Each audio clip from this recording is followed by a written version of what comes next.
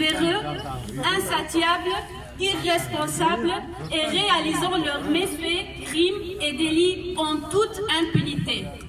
En effet, vous croyez aider le gouvernement libanais, c'est-à-dire une institution, une personne morale de droit public, portant le destin du pays sur ses épaules, mais en réalité, votre accompagnement ira à des personnes incapables et inaptes, n'ayant aucune notion de la gravité, de la responsabilité dont ils sont indûment ruinés le titre.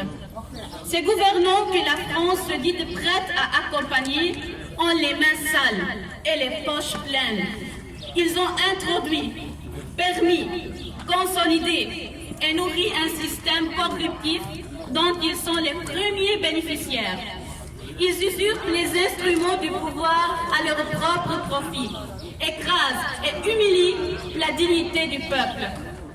L'accompagnement que la France est prête à apporter au gouvernement libanais ne fera qu'écraser un peuple déjà à l'agonie pour un endettement inutile et inopportun, disproportionné et inapproprié. Ce sont les Libanais qui vont devoir régler le coût de votre accompagnement, car il s'agit d'une dette supplémentaire établie sur nos épaules.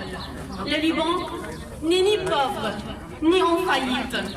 Ce sont ces dirigeants qui ont appauvri l'État en pilant les biens du pays et en faisant main basse sur les derniers publics dans le but de l'enrichissement personnel et au détriment de l'intérêt général qui est celui du peuple libanais.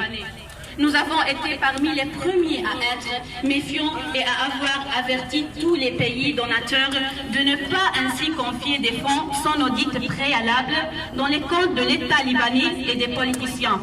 Nous étions déjà persuadés et croyons toujours que ces fonds finiraient et finiront dans les poches de dirigeants véreux, comme l'en étaient d'autres fonds qui leur étaient confiés.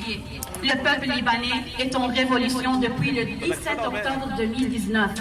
Cette révolte profonde, encore plus dynamique aujourd'hui, s'est spontanément manifestée contre une classe politique gangrénée par la corruption et inchangée depuis plus de 35 ans.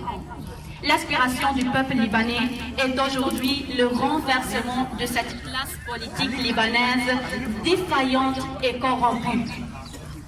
La restitution de l'argent pilé, le jugement de toute personne reconnue coupable d'enrichissement injustifié et l'organisation d'élections législatives anticipées en vue de fonder au Liban moderne avec une justice indépendante et impartiale et des institutions dignes de son nom œuvrant pour et dans l'intérêt exclusif du peuple libanais. Vive le Liban, vive la France.